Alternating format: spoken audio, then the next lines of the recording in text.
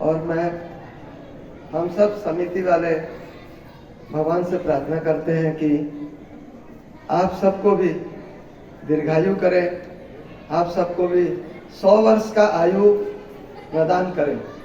आप लोग 100 साल जिंदा रहना चाहते हैं ना? सबको रहते हैं?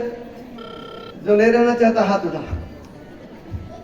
सब कोई 100 साल जिंदा रहना चाहते हैं, मगर कैसे रहेंगे इतना महंगाई का जमाना में?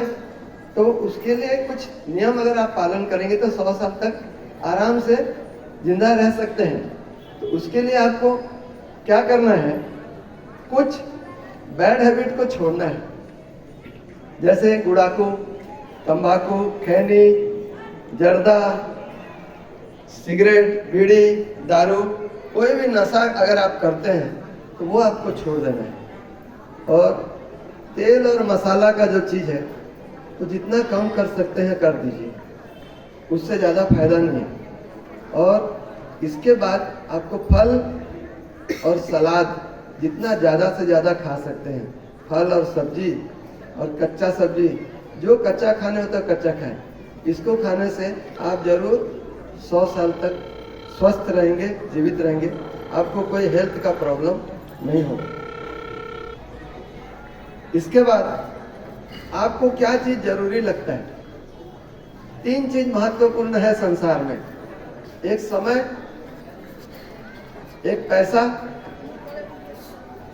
और दूसरा तीसरा शक्ति। समय, शक्ति और पैसा, इसमें आपको क्या जरूरी लगता है? अगर बोला जाए कि आपको चाहिए क्या चीज चाहिए, तो आप क्या चीज आपको चाहिए? यही सवाल कालिदास को काली माता एक बार प्रकट हो गई, कालिदास को बोली कि उनका 2 हाथ में 2 कटोरी था, एक कटोरी में दूध था, एक कटोरी में दही था। तो जो दूध था बोली ये ज्ञान है, और ये जो है दही जो है ये धन है, ज्ञान और धन, तो तुमको इसमें से क्या चाहिए? तो कालिदास बोला कि मैं पहले टेस्ट करके देखूंगा कौन सा क्या अच्छा लगता है क्या। तो उसको दे दी कटोरी, पहले दूध टेस्ट किया, फिर बोला नहीं नहीं वो वाला कटोरी भी दीजिए, और दही वाला कटोरी लिया, वो भी टेस्ट किया, और बाद में कालिदास क्या किया, दोनों कटोरी पी लिया, दूध भी पी लिया, दही भी खा लिया। तो माता बोले तुम ऐसा क्यों किया? बोला मेरे को दोनों चाहिए। बोले क्या फायदा? बोले हाँ, अगर धन रहेगा मेरे पास और ज्ञान नहीं रहेगा तो मैं धन को कैसे खर्चा करूंगा? मैं तो उसका दुरुपयोग करूंगा, धन को नष्ट करूंगा इधर उधर फालतू काम में, तो धन का विनाश हो जाएगा। और अगर मेरे पास धन नहीं है, खाली ज्ञान है, तो मैं गरीब हूँ, गरीब ज्ञानी को आजकल का जमाना में कोई नहीं पूछता है। धनी होना चाहिए ज्ञानी को भी, तभी वो अपना ज्ञान बांट सकता है। तो इसीलिए मेरे को दोनों चाहिए। तो वो दोनों लिया। तो भाई हम लोग क्या करें?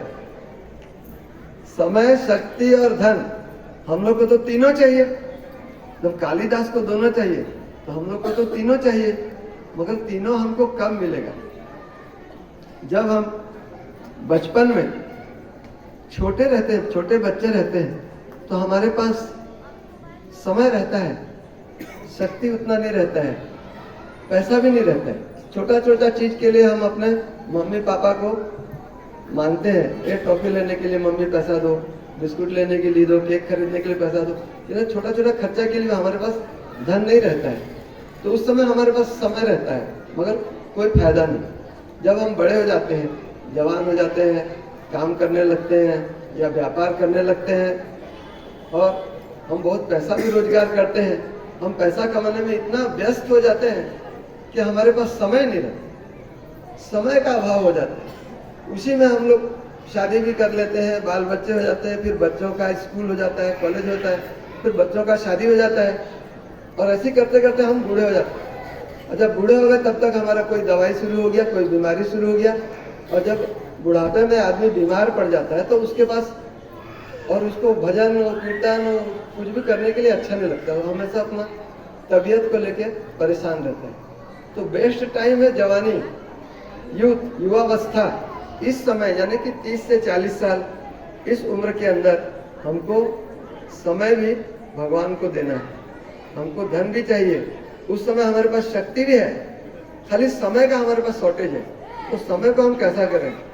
समय रहता है मगर समय को मिसयूज करते हैं। आजकल के युवा लोग क्या करते हैं, उनके पास देखिए घूमने के लिए समय है, कहीं बहुत दूर जाने के लिए टूर के लिए समय है, मोबाइल के लिए समय है, पिक्चर जाने के लिए समय है, पिकनिक जाने के लिए समय है, मगर भगवान के लिए समय नहीं। अगर नेट, मोबाइल में अगर नेट नहीं आता है तो परेशान हो जाते हैं, इंटरनेट बोलते हैं। तो ये तो कलयुग में इंटरनेट आया, बाकी 3 युग में कैसे करते थे? सतयुग में, त्रेता युग में, द्वापर युग में, उस समय इंटरनेट नहीं था। उस समय इनर नेट, अंदर का नेटवर्क, उस समय अंदर का नेटवर्क बढ़िया काम करता था, इसीलिए लोगों को बाहर का नेटवर्क का जरूरत नहीं पड़ता। अभी अंदर का इंटरनेट हमारा खराब हो गया है, तो इसीलिए हमको बाहर का नेटवर्क का जरूरत पड़ता है। तो इसीलिए, मगर एक भक्त बाबा का ऐसा निकला, उसका नाम वेंकिल था।